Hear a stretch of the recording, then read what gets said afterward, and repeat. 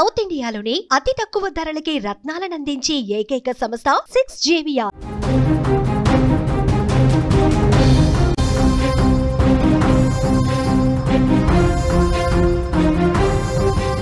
అనారోగ్యం బాగోలేదని వచ్చిన యువతిపై ఓ కామాంధుడి కన్ను పడింది. ఆరోగ్యం బాగాలేదని తమ వద్దకొచ్చిన వారికి సకాలంలో వైద్యం అందించి వారిని సురక్షితంగా చూసుకోవాల్సిన వాళ్లే తప్పుడు మార్గాన్ని ఎంచుకున్నారు. పాపం చికిత్స పేరుతో యువతకి మత్తు మందించి ఎమర్జెన్సీ వార్డులోనే దారుణానికి పాల్పడ్డాడు ఆ నీచుడు. ఉమ్మడి కరీంనగర్ జిల్లాకు చెందిన ఓ యువతి కొద్ది రోజులుగా తీవ్ర జ్వరంతో బాధపడుతోంది. దీంతో కరీంనగర్ సిటీలోని ప్రైవేట్ ఆసుపత్రిలో అడ్మిట్ అయింది.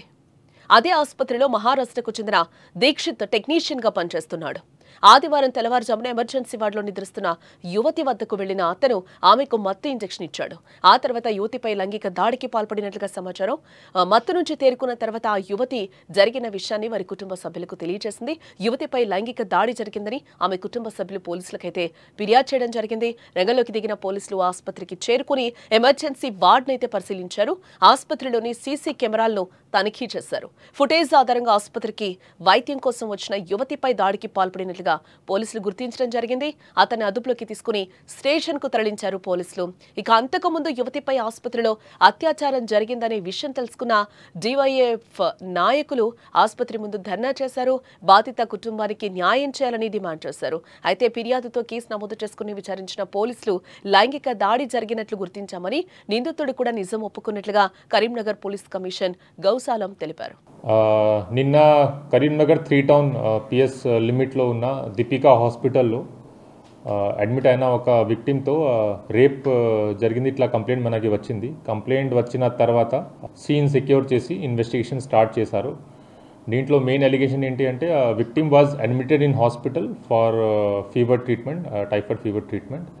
Then accused, who is a operation theatre technician in the same hospital, he came in the early morning hours, injected some medicine, and because of which the victim became unconscious aina tarvata he has committed sexual assault. Itla allegation and complaint is there.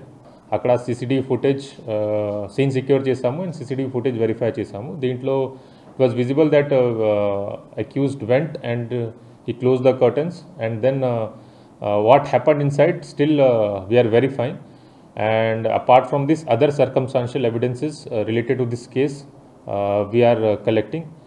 And accused arrest అయిన తర్వాత పూర్తి details అప్పుడు మేము ఇస్తాము. ఇప్పుడు ప్రస్తుతం FIR అయింది under section 64 BNS, which is section of rape, and police is in the process of collection of evidence with related to commission of this offense. Private హాస్పిటల్లో జరుగుతున్నటువంటి అవినీతి అక్రమాలపైన మా సంఘాల తరపున మేము గతంలోనే చాలా సార్లు మరి ఈ దీపిక హాస్పిటల్లో ఇది రెండవసారి ఇలాంటి ఘటన జరగడం.